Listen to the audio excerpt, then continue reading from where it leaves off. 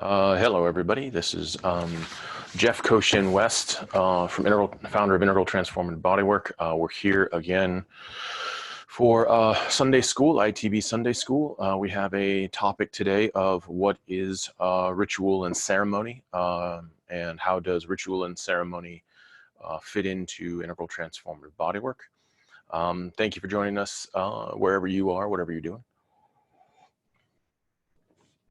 Per usual, if you enjoy these offerings and if you enjoy that stuff, please go to our YouTube channel, and it's just Integral Transformative Bodywork, and go ahead and like our channel. There's more videos there from our past Sunday schools.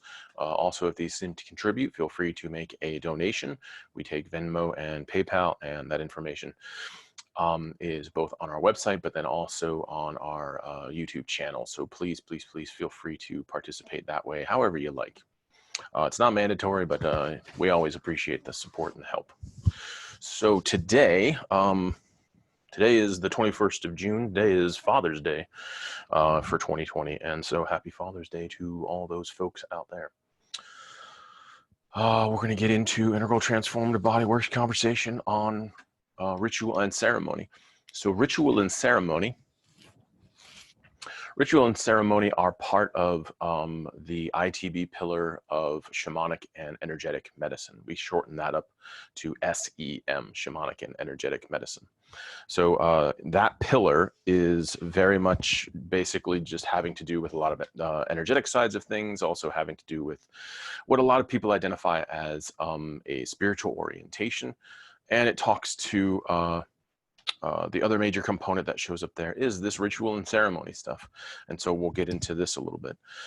So ritual and ceremony, the definition, it really kind of depends on who you talk to about what ritual and ceremony is. The most basic definition we can give you is that it's any activity that marks and identifies and has within it a beginning, middle, and end. So that's the most broad type of a definition, but it really does kind of speak to how we humans in this world kind of set up an activity. Ritual and ceremony has changed throughout the years on this planet and how humans do it. Humans are not the only ones that do ritual and ceremony. Some people, we have definitely seen that in other species on this planet, there are things that we would define as ritual and ceremony, meaning that the participants, the conscious participants in the activity are specifically and intentionally performing a beginning, middle, and end activity. So the most basic ones start with even, what none of us really think of as ritual and ceremony, but under this kind of definition of any intentional act we do of the beginning, middle, and end, it really comes down to really simple, basic things having to do with our basic needs. Like when we prepare our food. When we prepare food, and on a lot of this, and for a lot of the species on this planet, the practice of going from getting the food to then eating the food is a kind of a ritualistic thing. It's kind of a activity where you prep the situation, you then perform the eating of the food, and then you complete it. So it can be something as similar as I'm preparing my food, I'm washing my food, I'm preparing my food. For us humans, it's, I may be cooking or presenting it in a certain way, combining flavors and tastes and different things along those lines. So we prepare it, we then consume it, and then we digest it and then clean up after ourselves and prepare to move on to whatever other activity that's going on. Some people define rituals and ceremonies as different. Rituals, for some folks, rituals are, they are repeated activities like ceremonies. They're repeated activities that are associated with oftentimes seasons or astronomical events, meaning like, we have it right now. We just passed, what's it called? Just yesterday, 6/20, June 20th, we had solstice. And so that was the longest day of the year. There's also the shortest day of the year. So oftentimes rituals kind of are related to, because of our history on this planet, for human beings at least, because of our history here, these longest days, the shortest days, the new moon, the full moon, these types of activities, these types of events that kind of really are significant as far as our place in on the planet, have become have created rituals around them. And some of these rituals with these seasonal events, with these astronomical events, they do have stories associated with them, but not all of them are. Oftentimes, ancient people's traditions, when it came to a ritual or a ceremony or a ritual that was bound to an astronomical event or a seasonal event, they usually will kind of, there are stories that kind of emerge from them, or there are stories that tell the origin of the longest day, the shortest day. They will tell the story of possibly you know, what happened, why the moon goes completely full, why the moon goes completely dark for the new moon. Also recognitions of seasonal changes from a fall to a winter to a summer to a spring and to back into a summer and back into a fall. So there are oftentimes stories that can be connected to those things, but oftentimes rituals are really based in things that humans haven't really created. It was usually things that have to do with pretty large situations. Sometimes we also identify rituals having to do with initiations for human beings. So as a mother gives birth, that is an initiation to a certain extent. As babies move into young adulthood, and young adulthood into adulthood, into maturation, there are maturation ceremonies. Now, oftentimes people can talk about those kind of straddling the world of ceremony, because ceremony is oftentimes very strongly based off of a story, and the ceremony is very strongly based off of a oftentimes the recreation of the story. So the ceremony has a metaphorical arc. Okay, so there's a story that goes with that ceremony, and the ceremony is actually like a reenactment of the ceremony. Whereas if you're looking at a ritual, the way it's been defined in this situation is that you know, the story comes after the presence of the thing, or something along those lines. And oftentimes ceremonies are very much a little bit more specific to the stories or the events that have happened within their culture, within that group's tribe, or within that group's culture. So oftentimes we do see the major difference here is the rituals are very much attached to ceremonies, astronomical events, I'm sorry, to seasons, astronomical events, and body changes in the human being. And then ceremonies are recreations of stories. And so that's the usual big difference. We usually don't get that nitpicky in ITB, but for this lecture, we can kind of separate those out a little bit. We oftentimes just kind of combine these guys together, because it's also oftentimes not really for what we do in ITB and how ritual and ceremony impact the healing practice or the recovery model. The recovery process, we really don't split hairs all that intensely, but if we're going to define them, then that's oftentimes how we kind of speak to them. Like I said, this is borrowed from, this information is primarily borrowed from Joseph Campbell, as well as, I'm not going to pronounce his name correctly because he's French. It's Mircea Eliade, I believe his name is, E-L-I-A-D. Let me see if I can see the title here.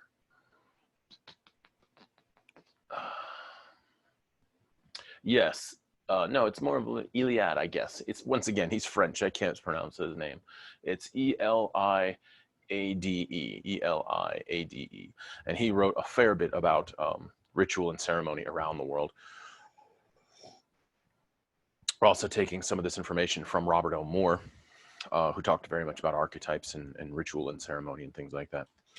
So those are our primary sources for some of that information, but other people have defined these things differently. Once again, I don't want to get bogged down with, you know, which definition is correct, but ritual and ceremony both put together, if we just consider them this, you know, under one umbrella, ritual and ceremony are very associated with a storyline, oftentimes a season or an astronomical event, a life change event, and they always have a beginning, middle, and end. Okay, that's very clear about ritual and ceremony. So they have a very clear beginning, middle, and end. So sometimes we can, in ITB, we like to kind of pull this back away from just oftentimes mystical traditions of our history. And we like to point out that human beings, and it appears in the human mind, that this kind of ordering of reality, of creating a opening, a middle, and of the performing of the activity and an ending of activity, seems to be something that really stabilizes us. We see this in almost all activities that we do, as far as getting we could be cleaning, we could be taking a shower, we could be preparing for bed, we could be getting ready for a date, we could be getting ready to do our job. If you walk into any specialized system, any specialized skill set, you're going to find a preparation, a performance, and then a conclusion. So that means, like, if you're looking at a botanist is going to prepare themselves to start doing their work. There's going to be a period of time where they go from their normal situation of just doing their life to where they kind of order things, they prepare themselves, and then as they go in to do their research and perform the activity, they're very much specifically paying attention to the performance of that activity. And at the conclusion of their research process and their experimenting or their exploration that they're doing, they will kind of put those activities down and then return back to their normal way of doing things. We see this in all places that we kind of see human domains of refined skill sets and things like that. I'm always reminded of, I've spent a lot of time in kitchens and working in kitchens, and whether it's doing the cooking or prep, or serving the food or serving the drinks or whatever. And so I'm always kind of reminded of chefs when I think about rituals, because when people are preparing food, when people are making meals, there is a real process of, I watched my chef friends, open up their knives, open up their tool set, essentially, sharpen and hone their knives, prepare their situation, prepare their workspace.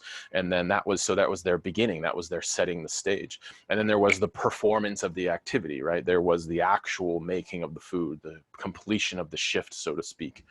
And then there was a breakdown process. There was a way that they specifically cleaned their territory. They specifically put away their tools afterwards, put away their knife, cleaned their knives, put away their knives, cleaned their area and made it in a very, very specific way. And then that was their conclusion.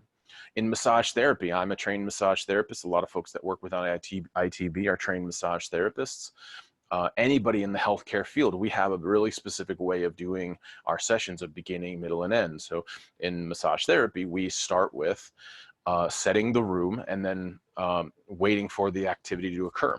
A lot of us kind of prepare ourselves as well. We take a moment to kind of collect ourselves, remind ourselves what we're doing in that situation, maybe take some breaths and center ourselves or focus on our activity and maybe relax a little bit more.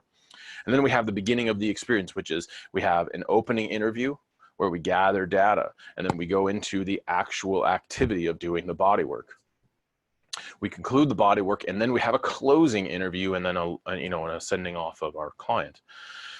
These are all kind of rituals and ceremonies as far as we're concerned in ITB. So anytime for us in ITB, we identify a ritual and ceremony as anything that is a recreated activity, recreated process of beginning, middle, and end that we kind of stick to and adhere to in order to push for a specific event, for a specific outcome.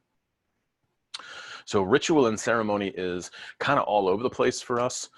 We also identify that it has changed over the years. For early human beings on this planet, this was a ritual and a ceremony was based off of the belief that their storytelling was real. There really were, all the stories of their gods or of mystical creatures or of deities or of the different types of what we could we could call magical creatures or stories of magical things occurring. All that stuff was concrete, real to them. Okay, it wasn't like a metaphor. It wasn't like a idea or a concept that they were playing to. It was a real thing, and there were real repercussions if you didn't participate in that kind of an in the rituals correctly. The gods would become upset if you didn't do the rituals correctly. So in hunting-gathering communities, the hunter-gathering community, if you were about to go on a hunt, you should better make a prayer and or a sacrifice to the god of whatever you're hunting. So if you're going after something like deer, a lot of the mindset for a lot of indigenous populations was that deer just kind of sprung forth from the spirit or from the energy of the deer on the planet. So reproduction occurred, of course, but the origin of that was an actual spirit, was an actual energetic living identity that is quote unquote deer.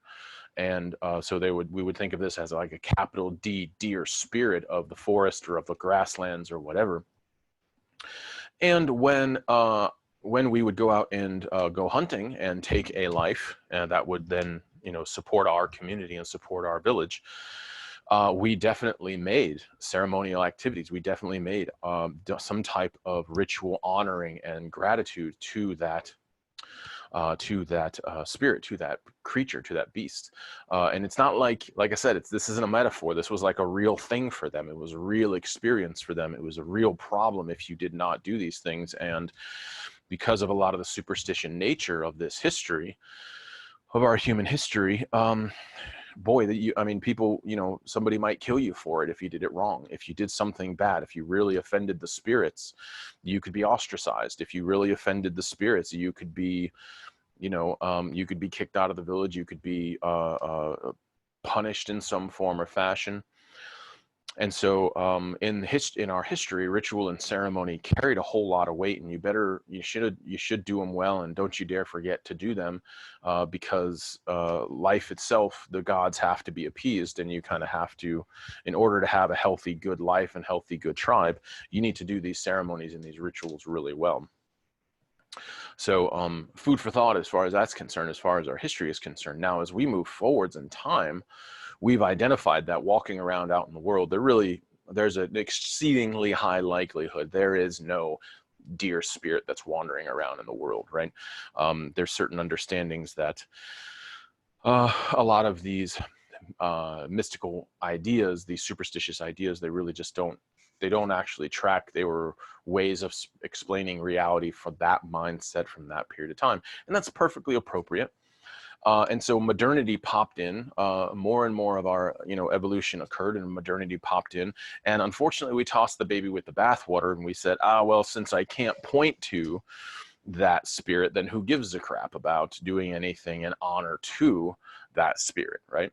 Little did we know that in the human psyche, honoring different types of sources actually was very valuable.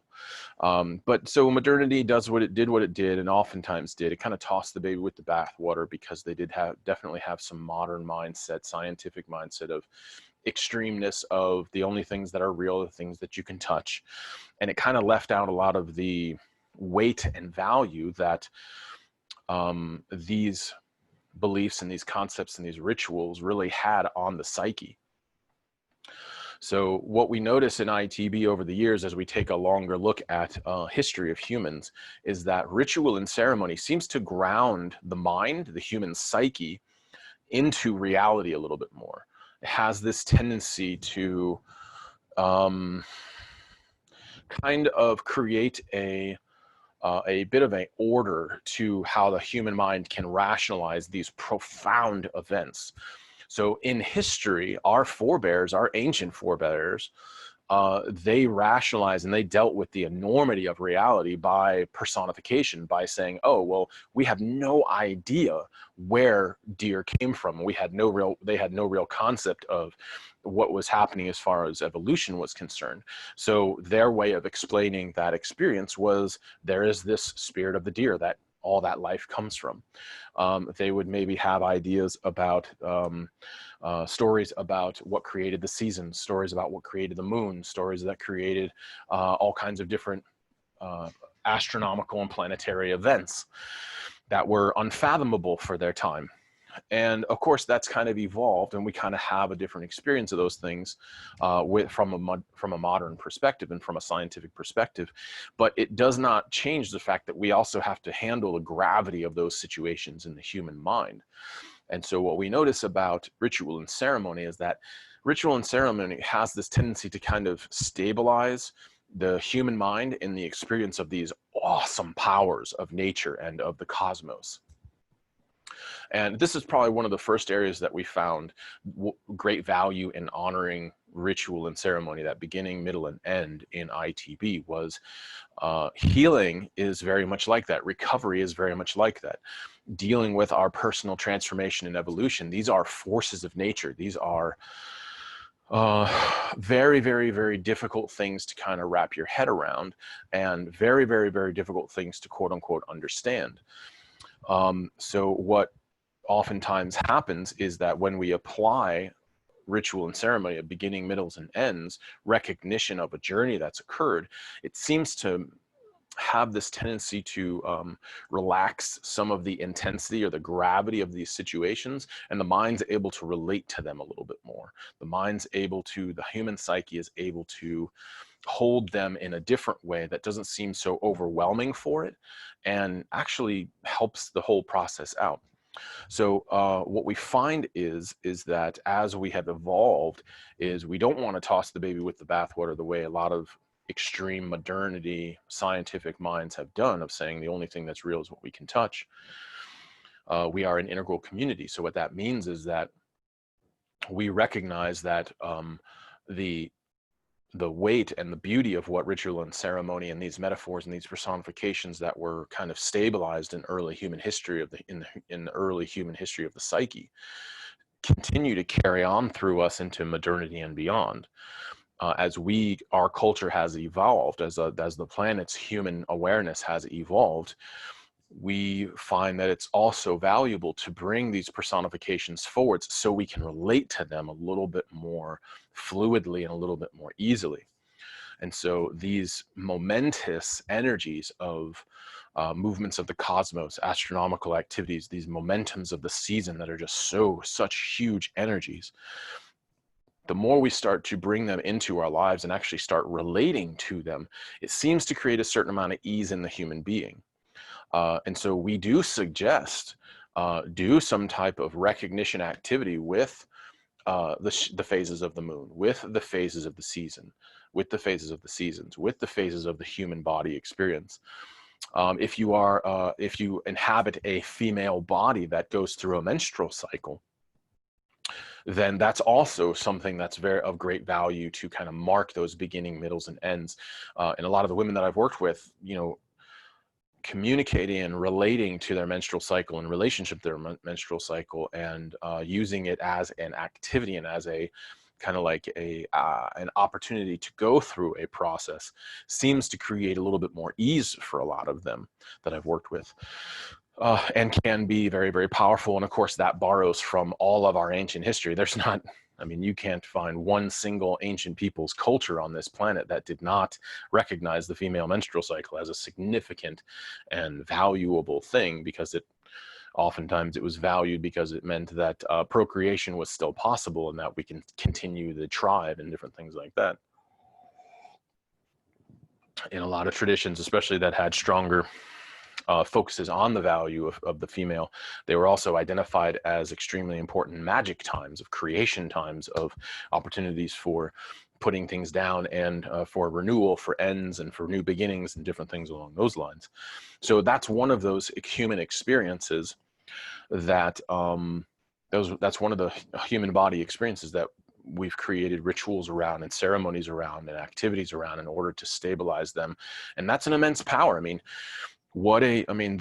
cycle of the menstrual system is tantamount to the power of this change of the seasons, tantamount to the power and the change of the phases of the sun, or the phases of the moon, tantamount to those, what's it called, summer and winter solstice experiences. Of these things happen regardless of what we want. And so in the face of such powerful events, like, holy moly, we better do something. It's almost like the human psyche says, holy moly, we better do something about relating to these and rationalizing these things. Similar to birth, similar to death, similar to aging. We humans have created a lot of ritual and ceremony around this stuff. And so it's there to kind of create stabilization, create grounding, create kind of a orderliness of the minds, so the mind can relate to these events in a way that's kind of relatable, in a way that's palpable, in a way that's in the right dosage that it can handle.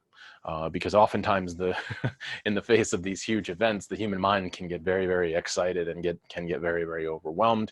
Our human psyche can get very overwhelmed by facing these incredible energies of the planet. So it's definitely something to understand, that these rituals and ceremonies are in place for us, to us human beings and our psyches.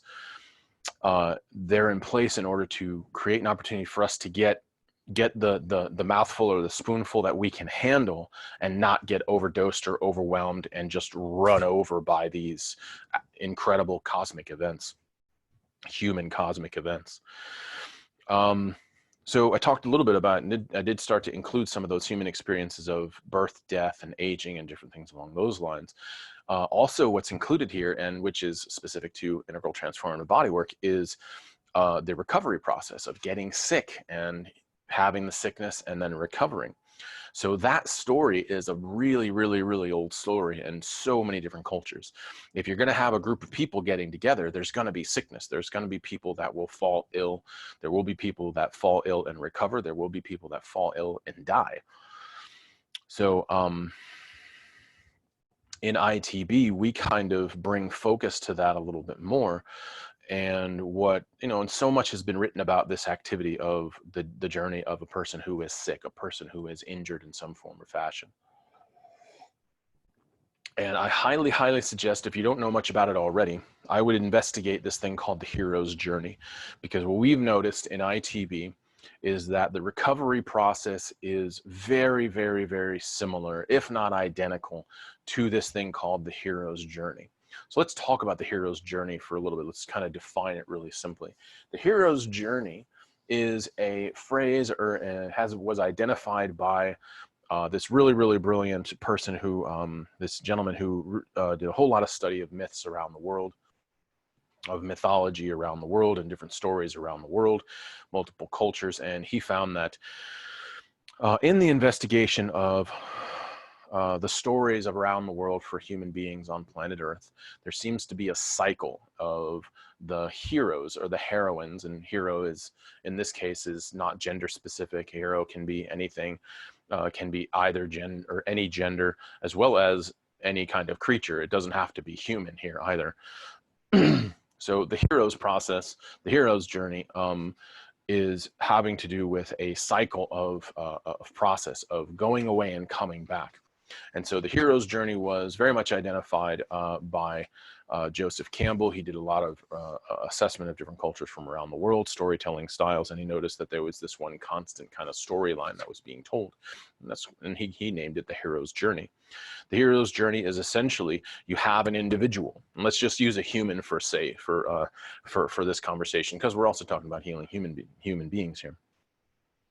So a human being would hear what's called a call of adventure, call to adventure. And this call to adventure, you have your individual, you have your human being, and that human being is usually doing their life, whatever that life may be, and then experiences a call to adventure. And this call to adventure is a call, an invitation of some kind. It can take a number of different forms.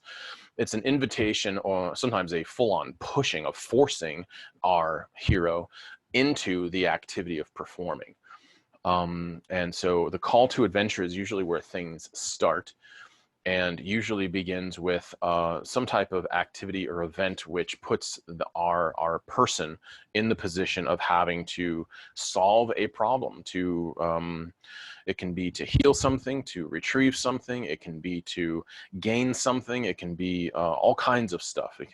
The call to adventure can be very much like, if we think of Harry Potter or Star Wars, the big stories that we talk about, take any comic book superhero and you will see a call to adventure. If you look at Iron Man, Iron Man's call to adventure was when he was, when he was kidnapped and taken into, if we follow the movie canon, when he was kidnapped and taken to that little cave and shown how his weapons were being used by, quote unquote, the enemies.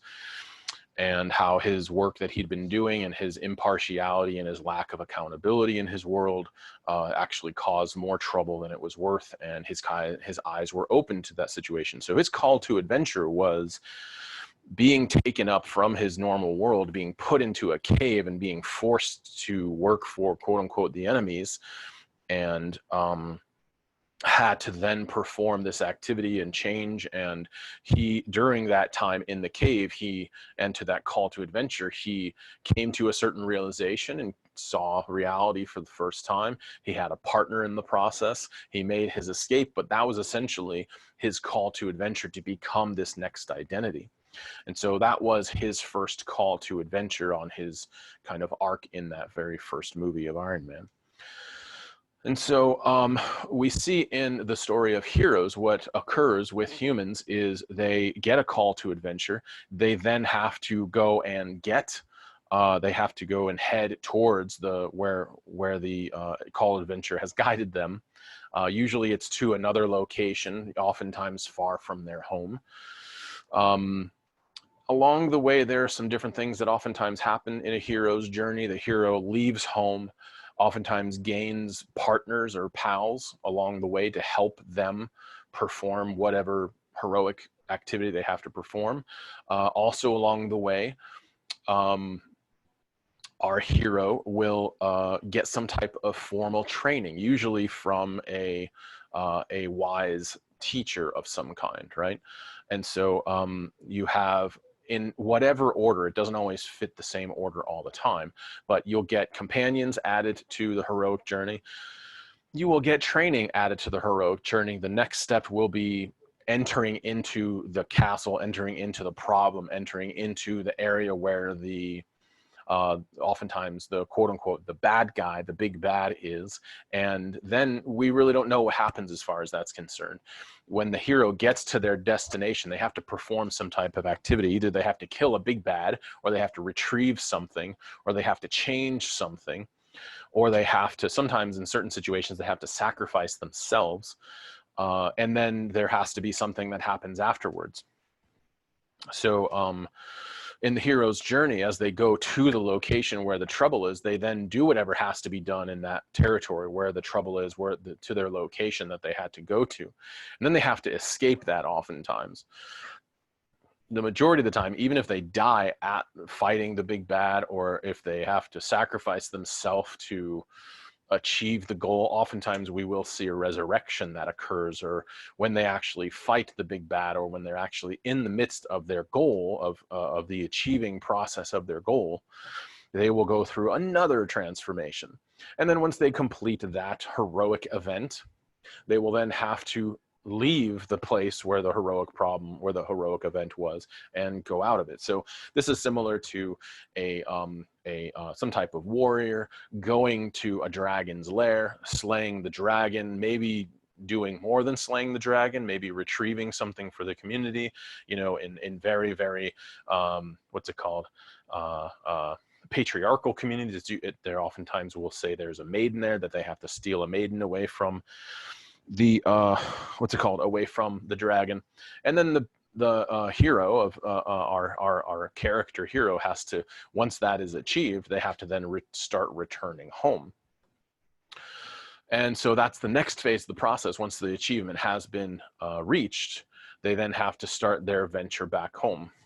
And so that can have a number of different effects depending on the depending on the storyline. There may be things to do as you head back home. There may be new realizations that occur as you head back home.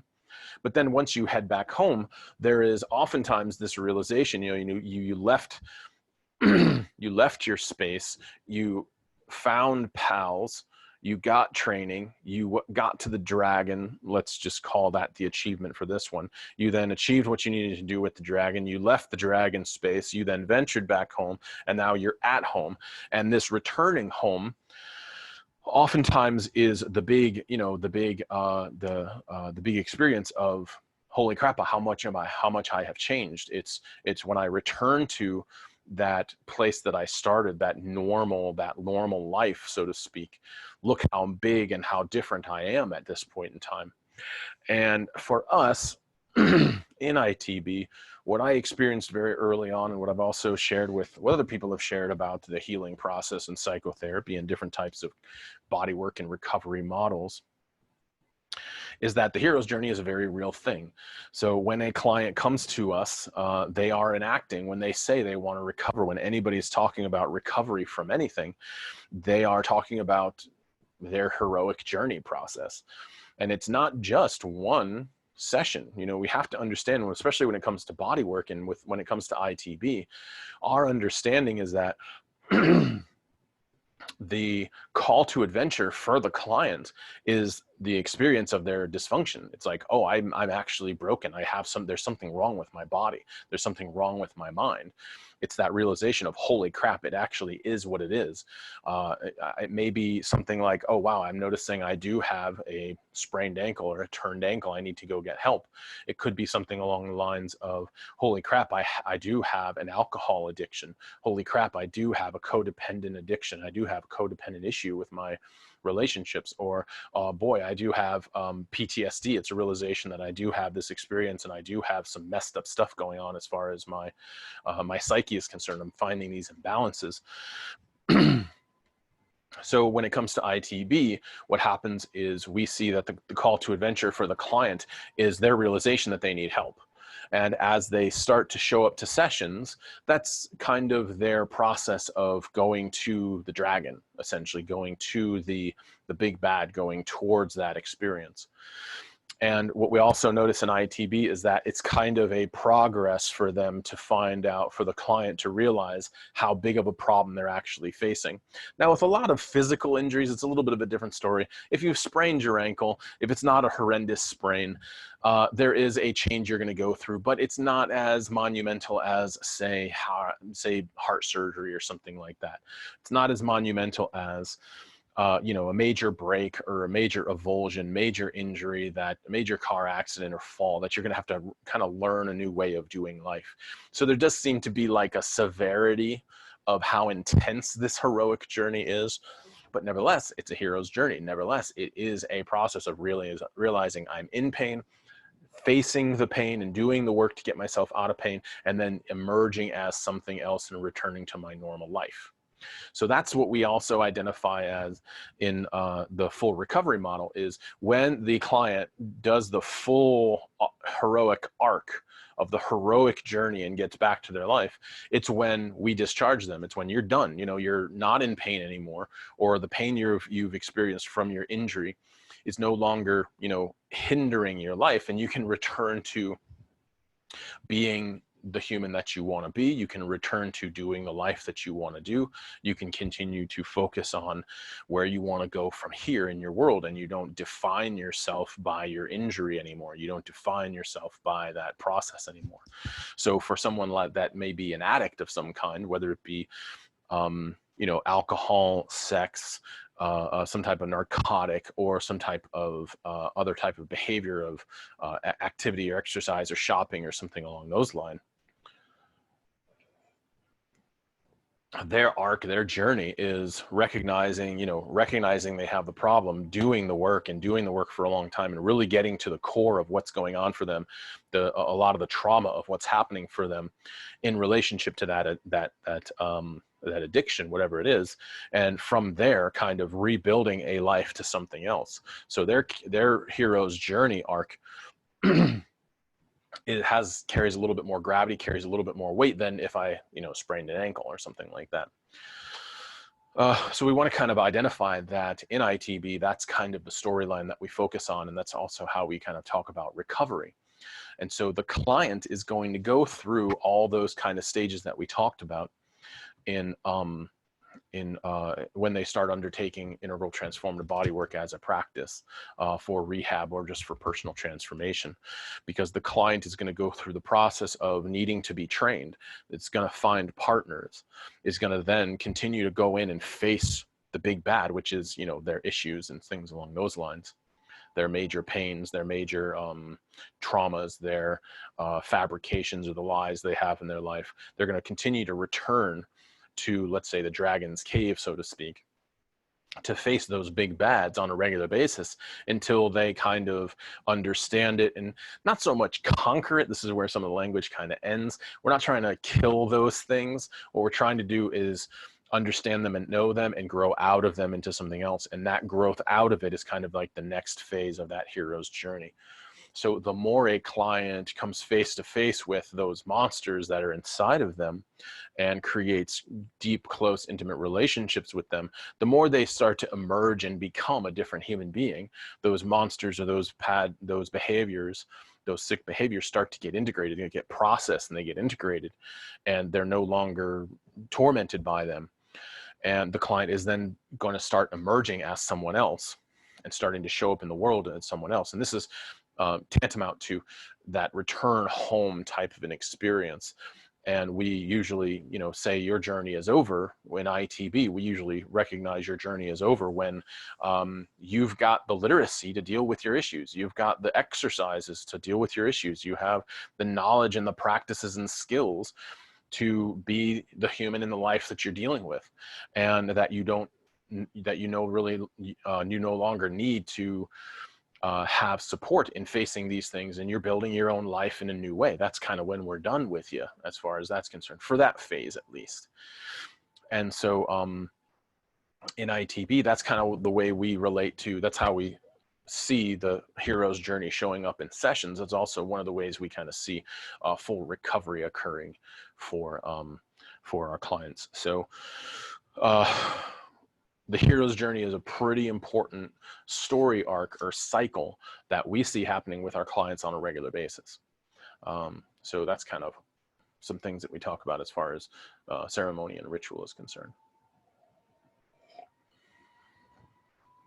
Other ways that we like to bring in ceremony and ritual is we also like to think of ceremony and ritual just as making a normal human life. Humans grow, humans evolve, humans transform, and we can have a hand in that event, no doubt about it. We are, as Aldous Huxley said, we are the only creature on the planet that is really aware of the fact that we can evolve ourselves in the directions that we want. Every living thing evolves. Few living things know they're evolving, and even fewer living things know they're evolving and can contribute to how they evolve. So we humans are those creatures that know we're evolving and know we can actually affect how we evolve, which is a pretty powerful position to be in. That's an incredible sentient experience. So since that is a natural part, a natural phenomenon of this human experience, we have found that including ritual and ceremony, as I touched on a little bit earlier, including ritual and ceremony in your world on a regular basis is a healthy way to monitor our evolving life experience. It's a healthy way to relate to how we can mark the actual changes and growth and layers of our humanity. And it appears, I have found at least, and I have got no research to back this up other than personal experience and talking with some other folks who walk in my circles. But what I've found is that a human being that does not include ritual and ceremony has a hard time kind of relating to themselves in time. They have a hard time relating to where they come from. They have a hard time relating to what they've done in the past, mistakes as well as victories. They have a hard time relating to who they are in the present because they don't spend a lot of time relating to where they come from. And they have a hard time actually creating a focus for the future and where they want to go. Oftentimes I find people who really, really, really back away or maybe are unaware of or disowned relationship to ritual and ceremony, they have a hard time kind of understanding that they're moving through time and space. They really have this tendency to just be kind of like blah in the moment, and there's not a whole lot of, it's more along the lines of that some life is happening to them instead of them making a relationship with life. So it's a little bit different than a person that we have noticed when we start teaching ritual and ceremony and the value of ritual and ceremony in the human psyche. What we start to notice is that when we first start to teach ritual and ceremony, when we start, or I should say, when we first start enacting ritual and ceremony in our human lives, what we start to notice is we start to recognize, wow, I come from somewhere. I was a way, I was a certain way. I used to think this way. I used to act this way. This is how I've changed over time. And this is what still needs to be changed. And we oftentimes use the term in ITB, we talk about maturation. We talk about maturation being kind of one-to-one to transformation. Maturation is the ability to recognize that you have grown, that you've gotten fuller, that you've gotten bigger, that you've gotten deeper, that you can fly higher, that you're more complex, but then you're also more unified and you're more free than you've ever been.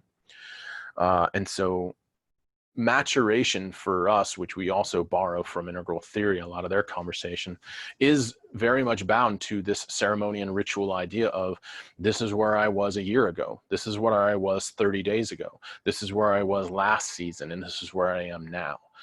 So we notice that once we start enacting ceremony and ritual, we seem to be able, interpersonally, it seems to start to stabilize our experience of how we're evolving.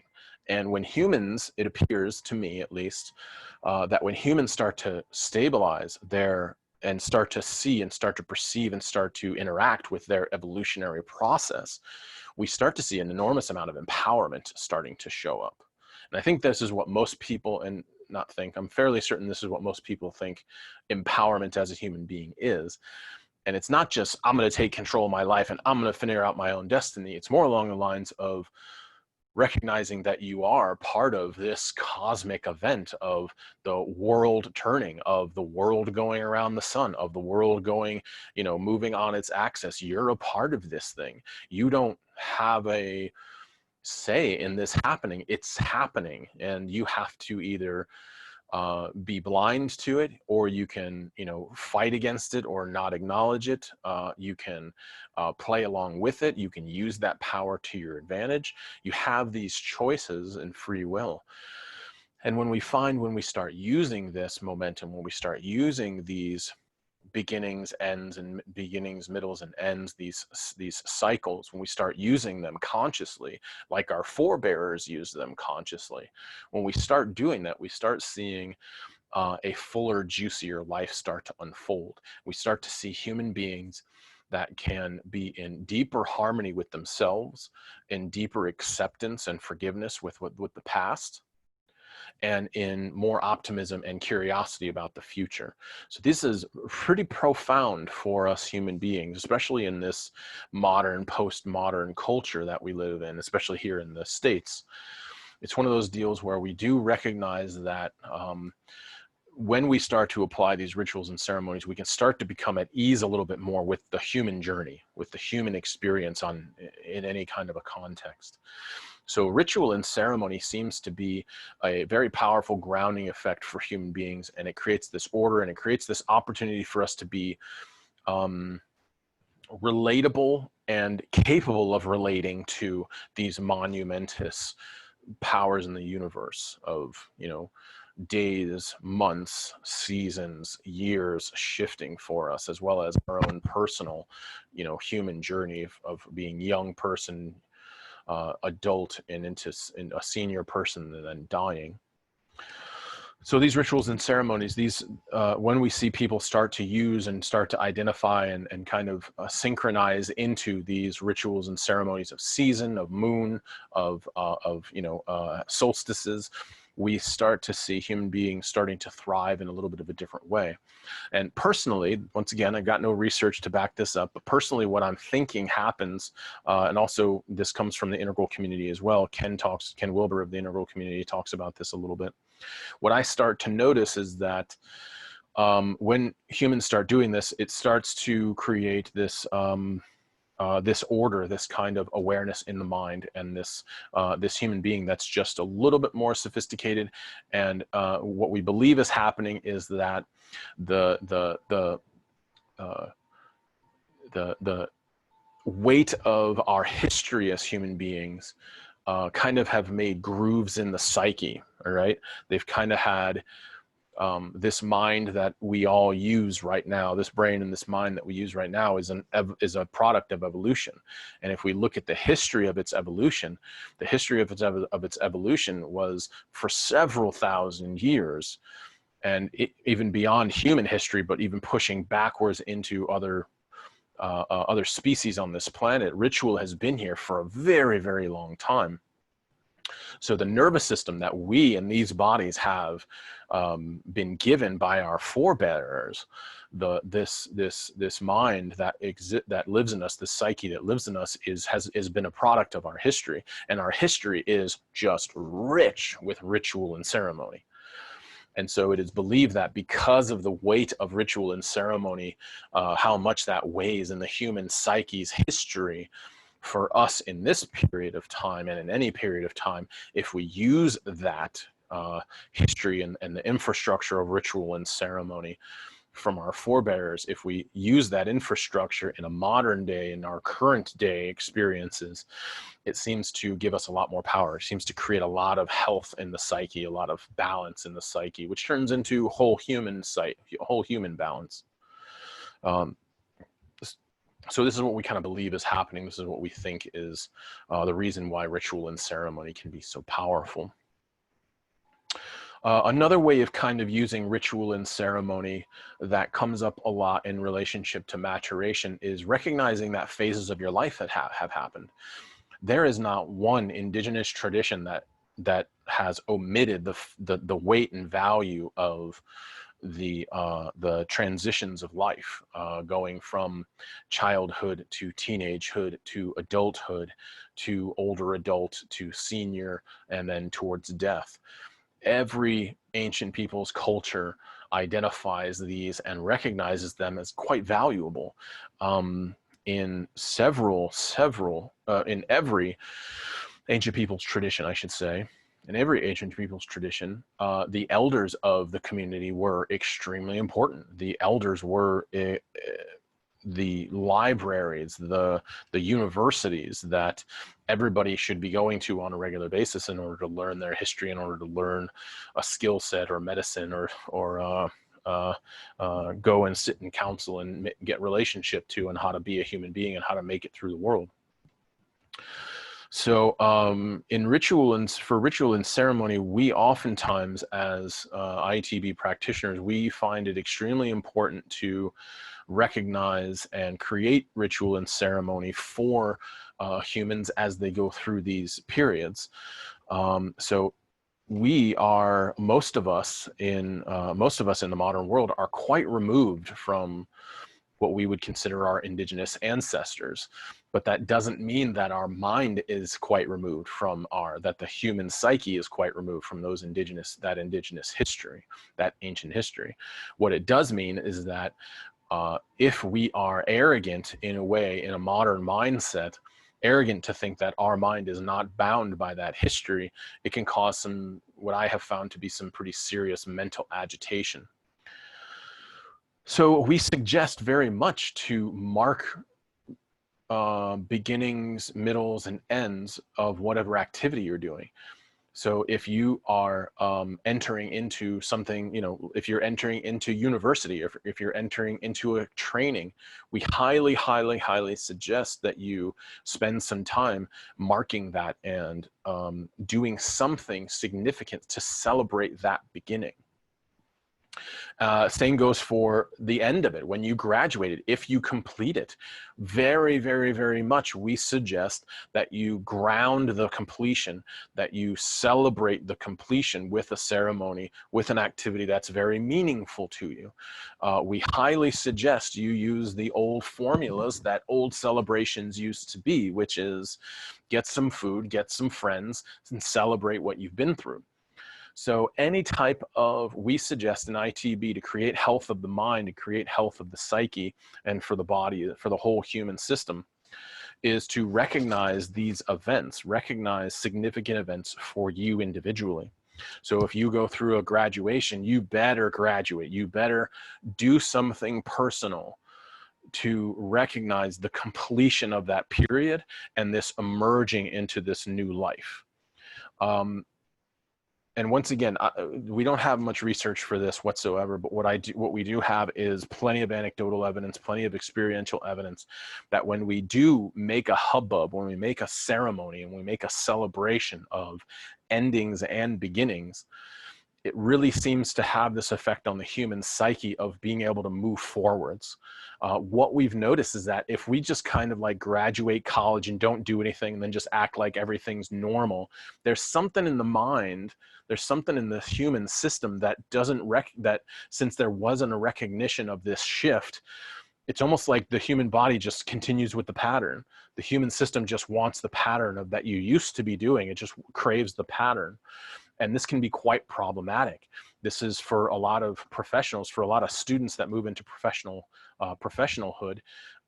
They feel like imposters. They feel unreal. They feel like they haven't earned something. And one of the primary things we notice is that there's a sense of imposterhood because there was no recognition of you have completed this. You're no longer able to claim and think the way that student did. You can't, as that student, you can't just defer to your teacher. You can't constantly be turning to your teacher and saying, is this the right way? Is this how it needs to be done? The completion of that ceremony is meant to be this recognition that I'm now taking up my responsibility as an information carrier or a power carrier and going out into the world with that. Granted, you can still get information from other people and tap that and check with other people's and consult and find out if you're, barking up the right tree. But the point is that these completion ceremonies and these opening ceremonies and completion ceremonies kind of stabilize in the psyche once again that it's time to move into a new mode of being. It's a time to move into a new mode of life. Same thing for if you were just starting something new. You start a new relationship or you start a new job, we celebrate that by training. You get a new uniform or you get some new tools and some new stuff to deal with, and then you get your training and you proceed through your training through those phases. And so we do suggest pretty strongly that you spend some time creating ceremonies and creating rituals in order to remind your body-mind experience that there's a change that's occurred and there's a new way of life that has to be kind of returned to. There's a new way of life that has to be carved out. So we find that these can be very, very helpful. Maturation ceremonies are extremely helpful. So if you are a parent and your child goes from maybe one grade to another, we find it worthwhile to recognize that closure of that year and then that moving into a new place, of that journey into a new territory. The graduation from school in general, when you finish your education process here in the States, as far as public schools are concerned, the completion of high school, that experience is that conversation of like, there should be this recognition of, all right, you have changed now. You are now outside of this kind of program and you're now under your own steam. And there should be some kind of stabilization for that. There should be some kind of group recognition of that. And there should be some kind of closure ceremony for those things. Even if you finished high school, but you left high school earlier and you had to get a different type of diploma, you had to have some type of different kind of completion of education recognition, you should still create some type of ceremony for that closure thing. So what we find is that if we start to celebrate beginnings and ends of any kind, there should be recognition of them. There should be good ceremony, good ritual to commemorate that ending. I cannot tell you how beneficial this is for so many human beings, this true recognition and doing it in a wholehearted way. So as people of different body types move from early age to middle age, from childhood into young adulthood, it's also, once again, pretty important to kind of get some training and get some education as you go into those directions, because everything weighs a little bit differently as we go through that age experience. So from there, why don't we talk a little bit about what makes good ceremony, what makes good ritual? So what makes good ceremony, what makes good ritual? We have found one of the primary thing that makes good ceremony and good ritual is there needs to be an MC. There needs to be a master of ceremony. There needs to be a person who kind of knows the ceremony and maintains the schedule of the ceremony and kind of understands the spirit of the ceremony. So one of the ways we talk about this is we want to find a person that can perform good containment. This term containment, when it comes to ceremony, when it comes to recovery and doing sessions and stuff like that, whatever journey or ceremony or ritual you're doing, containment is of great importance. Containment kind of speaks to this term containment, and this responsibility of containment kind of speaks to a person or persons that are kind of guiding the momentum of the group of the people that are submitting to the ceremony, submitting to the ritual. They are organized as far as some timing is concerned. They're organized as far as basic resources are concerned. They also are stable. They're stable human beings that won't get shaken up by what occurs in the ceremony. So in history, what you would have is oftentimes you'd have these dances. And from my background, my Lakota background, what we do when we do our dances, when we do our solstice dances, or any dance, quite honestly, what you'll have, those who are creating containment oftentimes are elder guides. So those elder guides kind of have responsibilities to say what's next to do, where we're going next, what's up next. Then also those elder guides, their partners are the drum or the singers. And so you'll have also creating containment is the drum and the singers, and each song and the drum kind of creates this kind of energy and this kind of, I guess, a space of containment through the elder guides, the drum sound and the singing sound and the nature of those songs creates an experience for containment to occur. It's kind of the edges of the ceremony. And then when you have proper containment, what then occurs is those who have submitted to the ceremony, those who have submitted to the ritual, they will be inside of it. They will be inside of this momentous thing that's occurring. So this kind of takes the weight off of their shoulders, and they can just kind of, the hope is that they get the message that they are free to just experience and express as they need. So if they're going through the ritual or the ceremony, if they're a person who has submitted to the ritual and ceremony, as they go through it, if they start to freak out a little bit, if they start to have a big emotional release, if they have a vision, if they have some type of other insight or event starting to occur to them while submitting to the ritual, they don't have to worry about breaking the ceremony. They don't have to worry about anybody else. They can just sit inside of the container and rage the way they need to rage, explore the way they need to explore, be still or be active the way they need to be. And they don't have to worry about any of the logistics. They don't have to worry about, is everybody getting taken care of? Has everybody got enough food? What are we going to do after this? What's going to come next? How long are we going to do this? They don't have to worry about those logistical things. So it takes the pressure off of them to control, and it gives them permission to surrender control, to submit to being molded by the ritual and ceremony.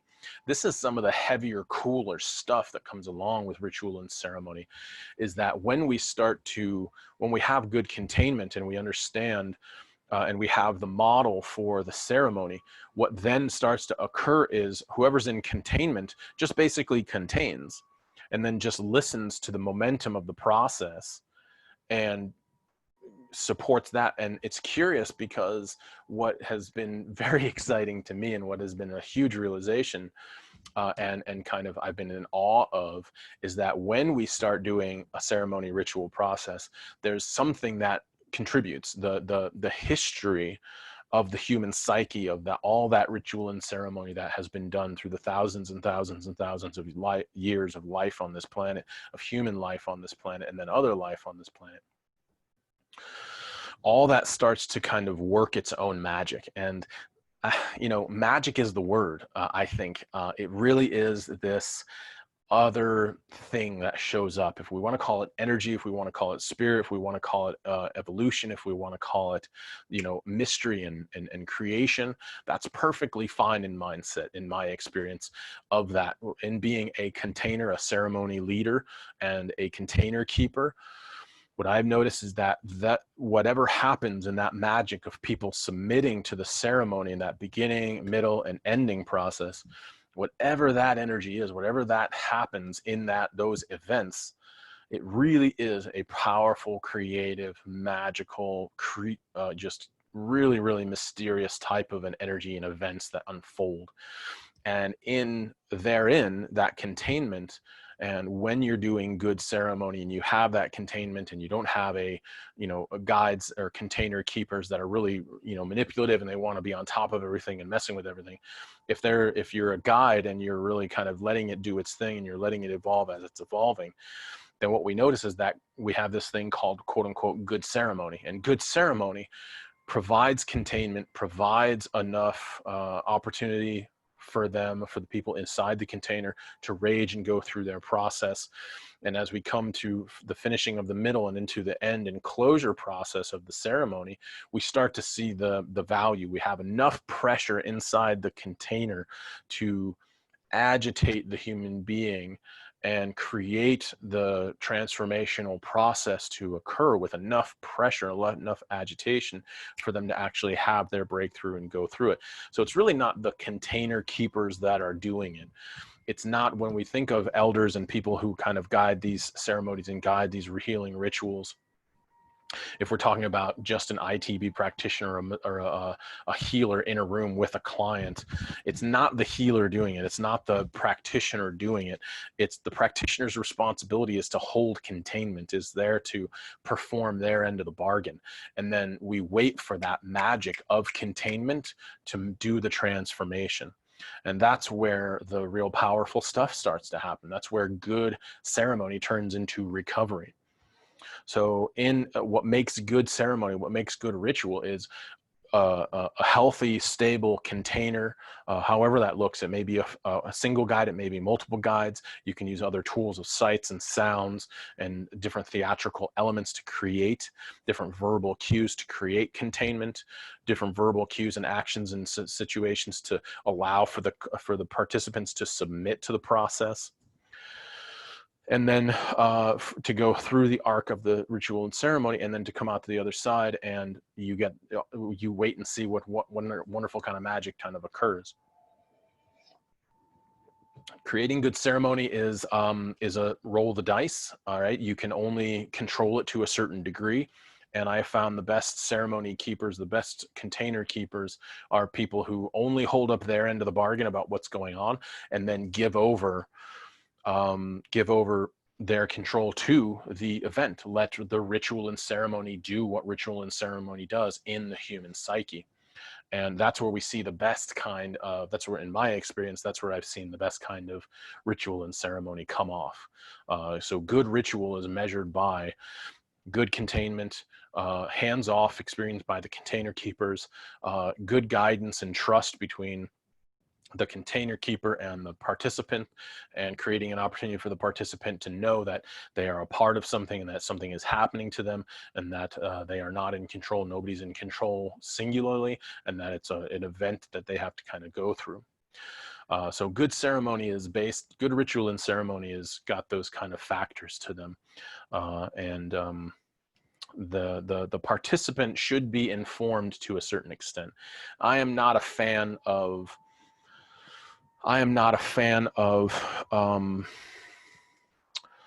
not informing the participants in the ceremony they're going through. There can be a lot of scariness that comes on with that. There can be a lot of, especially for modern minds, it can be very, very uncomfortable for them. It doesn't create trust. Trust between the participants and the container keeper is extremely important. So part of the way that we build trust is by, unveiling what's going to happen, talking about and educating about the process. So if you are, that's where in ITB, when we're doing sessions, that's the part of the whole, that's the reason why we do an interview and we talk things through to a certain extent in the beginning, is we talk about, what's going to happen, what this type of body work is, what you may experience during this body work. If you experience these things, that means this, this is what's going on. This is, if you start to feel these emotions, this is a part of an unwinding process, and know that unwinding processes are normal and there's nothing bad about it. So we give a lot of education in the beginning of a session in order to create trust between the container keeper and the participant. Because if the participant doesn't trust, they're not going to give themselves permission to submit to the process. And submission for the participant, submitting to the process, giving themselves permission to receive the process, giving themselves permission to be changed by the process, giving themselves permission to explore the process. That is submission. That is letting yourself be had by the process. And what we notice is that when healing occurs, those things are very real. The healer the practitioner does not think they are the source of healing, but they are a source of healing. The client should know that they are a source of healing, not the only source of healing, and that we need to understand that the skill sets or the practices that are in place are a source of healing, but not the source of healing, and that healing occurs on its own time, that recovery occurs in its own time, and it cannot be ordered up like a Whopper or something along those lines.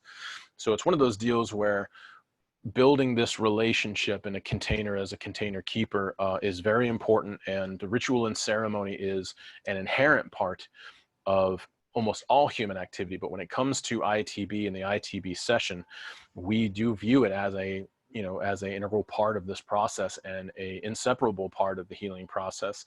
And we do look at ritual and ceremony as this vehicle of personal transformation. We ITB practitioners know we aren't the reason why people heal. We just aren't.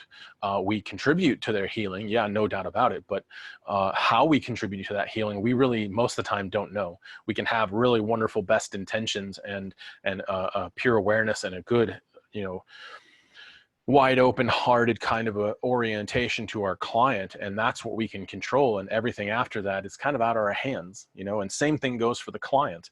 The client definitely has a hand in their healing 100%, but it's also not totally in their control. There are other factors going on in the world, in the cosmos, having to do with those healing processes. In the history of that human's life, there's a lot of factors that contribute to whether they heal or whether they don't heal. So ritual and ceremony for us in ITB is really focused on making sure that we understand ritual and ceremony. We understand how it relates to the healing and recovery process, and then we want to make sure that we're doing it well. We want part of the beauty of the ITB steward is that they have stood in and through enough ceremony and ritual through this type of body work.